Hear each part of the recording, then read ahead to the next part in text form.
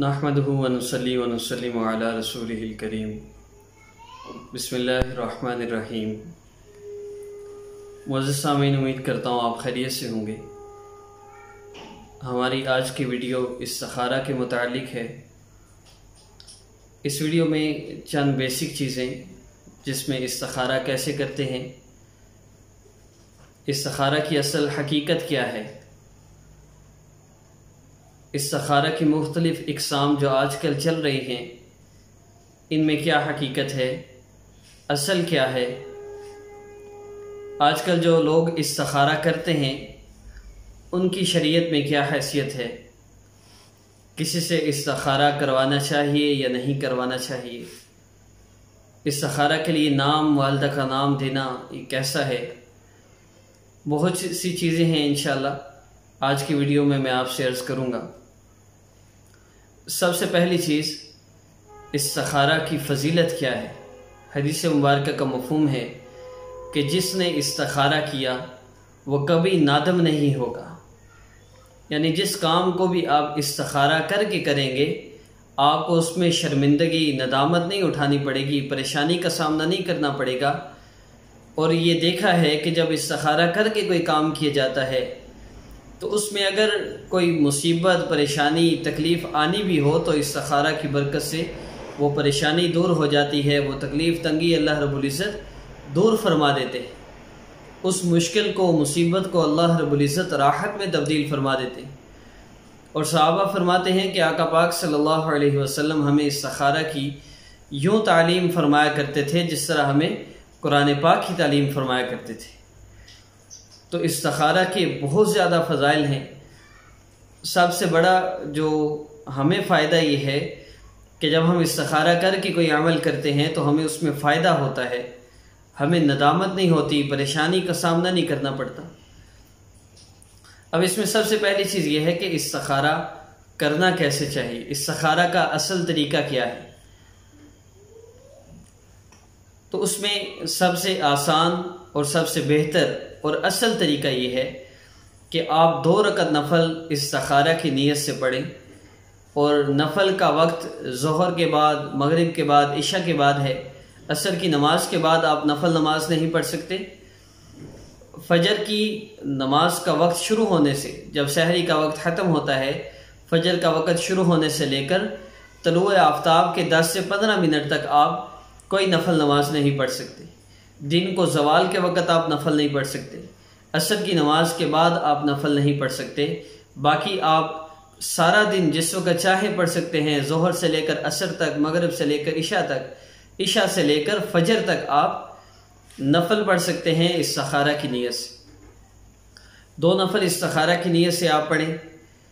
2 نفل پڑھنے کے بعد آپ درود پاک کثرت سے پڑھیں، جتنا زیادہ آقا پاک صلی اللہ علیہ وسلم پر درود پاک پڑھ سکتے ہو پڑھیں۔ اس کے بعد ایک مسنون دعا ہے استخارہ کی، اللہم انی استخیرک بعلمک، یہ مکمل ایک دعا ہے۔ اس دعا میں 2 جگہ لفظ آتا ہے ھذا الامر۔ یہ ھذا الامر پہ جب آپ نے پہنچنا ہے تو اس کام کا آپ نے ارادہ کرنا ہے جس کے لیے آپ استخارہ کر رہے ہیں۔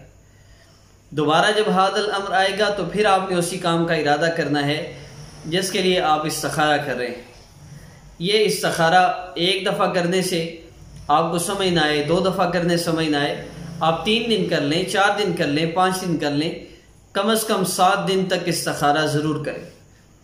اگر آپ کو کوئی بات سمجھ نہیں آ رہی، اصل کیا ہے، آپ نے استخارہ کیا تو اس میں خواب کا آنا ضروری نہیں ہے، کوئی سرخ اور سبز اور سفید نظر آنا ضروری نہیں کہ جی سرخ رنگ نظر آیا ہے بڑا خطرہ ہے، ایسا کچھ نہیں۔ اصل میں تو استخارہ یہ ہے کہ جس چیز کے لیے آپ استخارہ کر رہے ہیں اس کے اسباب کا پیدا ہو جانا اس بات کی نشانی ہے کہ یہ استخارہ آپ کے لیے ٹھیک ہے، ورنہ خواب کا آنا ضروری نہیں ہے۔ تو یہ زیادہ اشکال ہوتا ہے، لوگ سمجھتے ہیں جی ہمیں تو کوئی خواب نہیں آ رہا، بعض کہتے ہیں جی خواب میں یہ نظر آیا، اب کیا کریں۔ تو خواب آنا ضروری نہیں ہے، آپ نے عصر کے وقت کوئی کام کرنا ہے، ظہر کے وقت آپ استخارہ کرتے ہیں، نیند ہی نہ آئے تو کیا کریں گے۔ اللہ رب العزت سونے کے محتاج نہیں۔ تو بیسیکلی جو کویسچن ذہن میں آتے ہیں، ایک تو یہ ہے کہ خواب آنا ضروری ہے نہیں، دوسرا کویسچن یہ ذہن میں آتا ہے کہ اس کے لیے سونا ضروری ہے یا نہیں، تو سونا بھی ضروری نہیں ہے۔ اور استخارہ کے متعلق مزید ڈیٹیل یہ ہے کہ جب آپ 7 دن تک کرتے ہیں تو 7 دن کے اندر اندر آپ کا دل کہیں نہ کہیں مائل ضرور ہو جائے، جس طرف آپ کا دل متوجہ ہو آپ وہ کام کر لیں، وہ آپ کے لیے بہتر ہے۔ پھر عرض کر دوں، اگر ایک دفعہ آپ 2 نفل پڑھ کے استخارہ کی دعا پڑھ کے حاضر الامر میں اپنے جس مقصد کے لیے کر رہے ہیں اس کو ذہن میں لائیں، اس کا تصور کریں، ایک دن میں آپ کو 2-3 دفعہ بھی کر سکتے ہیں، 5 دفعہ بھی نفل پڑھ سکتے ہیں۔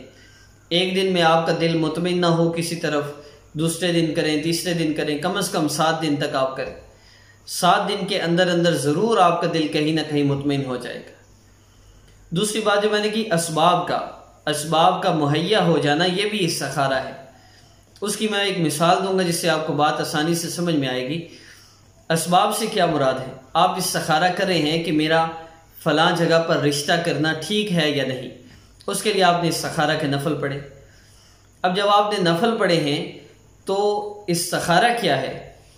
اگر وہاں رشتے کے لیے کوئی مان نہیں رہا، آپ استخارہ کر رہے ہیں کیوں نہیں مان رہا، کیا میرے لیے یہ بہتر ہے یا نہیں ہے، تو اگر آپ کے لیے وہ رشتہ بہتر ہوا تو اگر کوئی رکاوٹ ہے وہ رکاوٹ ختم ہو جائے گی، جس وجہ سے اگر رشتے کا انتظام نہیں ہو رہا، اگر آپ کے پاس پیسے نہیں ہیں کہ آپ وہاں شادی کر سکے، کوئی بھی ایسی رکاوٹ ہے جس کی وجہ سے آپ کا وہاں رشتہ نہیں ہو رہا، اگر وہ رشتہ آپ کے لیے بہتر ہوا تو وہ رکاوٹ ختم ہو جائے گی۔ جس پریشانی مصیبت کی وجہ سے آپ کا وہاں رشتہ نہیں ہو رہا ہوگا وہ پریشانی مصیبت ختم ہو جائے گی۔ اگر کوئی عمومی طور پہ دیکھا ہے کبھی باپ نہیں مان رہا، کبھی ماں نہیں مان رہی، کبھی چچا نہیں مان رہا، تو اگر کسی کے نہ ماننے کی وجہ سے رکاوٹ ہوگی تو وہ مان جائے گا، وہ رکاوٹ بھی ختم ہو جائے گی۔ اور اگر آپ کے لیے یہ رشتہ بہتر نہ ہوا تو پھر سب مان چکے ہوں گے، ہر بات طے ہو چکی ہوگی، لیکن کوئی ایک بندہ ایسا فیملی میں اٹھ کھڑا ہوگا جو اس رشتہ کی مخالف ہو جائے گا اور رشتہ وہاں سے ختم ہو جائے گا۔ تو یہ اصل استخارہ ہے اس بات کا کہ آپ کے لیے یہ چیز ٹھیک نہیں ہے۔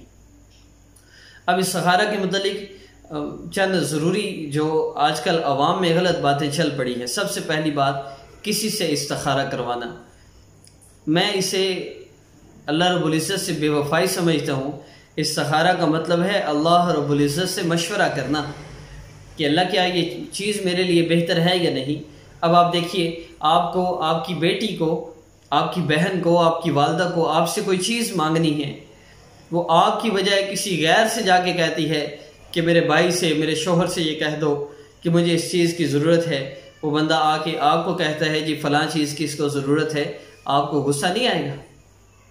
آپ کہیں گے کہ مجھ سے کیوں نہیں تم نے کہا، میں نے کبھی کسی چیز کی کمی آنے دی ہے، مجھ سے پوچھنا تھا نا، مجھ سے کہہ دیتے، میں تمہیں نہ دیتا پھر میں قصوروار تھا۔ تو اللہ رب العزت کو چھوڑ کر اللہ کے غیر کے پاس جانا استخارے کروانے کے لیے، تو مسئلے تو بنتے ہیں۔ کمنٹس آ رہے ہوتے ہیں جی میں نے استخارہ کروایا تھا، 75% استخارہ کامیاب تھا، لیکن پھر بھی میرا رشتہ ٹوٹ گیا، میں استخارہ خود کیوں نہیں کیا؟ تو کسی سے استخارہ اگر آپ کرواتے ہیں تو میری بات ذہن میں رکھیے، آپ کو کوئی فائدہ نہیں ہونے والا، آپ اپنے آپ کو مصیبت میں ہی ڈالیں گے۔ دوسری بات یہ کہ استخارہ کے لیے نام، والدہ کا نام دینا بے وقوفی ہے۔ استخارے کی بجائے آپ تو اپنے آپ کو ذلت میں ڈال رہے ہیں کہ جس کو بھی آپ اپنا اور اپنی والدہ کا نام دیں گے، آپ اس کو یہ اختیار دے دیتے ہیں کہ وہ آپ پر جادو کرے، آپ پر نظر بد بندش، جو کچھ بھی مسائل بنتے ہیں گناہوں کی وجہ سے بنتے ہیں، لیکن نام والدہ کا نام دینے کی وجہ سے یہ لوگ خود بھی کرتے ہیں۔ اس لیے میری آپ سب سے یہ گزارش ہے، مسنون دعا ہے، بہت سی عام کتابوں میں ملتی ہے، آپ گوگل پر سرچ کر سکتے ہیں استخارہ کی دعا لکھ کر، تو عام کامن دعا ہے، آپ کو وہ مل جائے گی۔ استخارہ کی دعا، 2 نفل استخارہ کی دعا، اور اس کو بار بار آپ کریں، کم از کم 7 دن تک استخارہ کرتے رہیں، جو آپ کے لیے بہتر ہوگا انشاءاللہ اللہ رب العزت کی طرف سے فیصلہ ہو جائے گا۔ اس لیے کسی سے استخارے مت کروائیں، نہ اپنی زندگی خراب کریں، جو ماں باپ ہیں وہ اپنے بچوں کی زندگی خراب نہ کریں۔ 90% لوگ ہیں دوسروں سے استخارے کرواتے پھرتے ہیں اور پھر بچیاں برباد ہو کے گھر آتی ہیں، پھر اس کو گالیاں دے رہے ہوتے ہیں، اپنے گریبان میں پھر جھانک کے نہیں دیکھتے کہ غلطی کہاں ہوئی ہے۔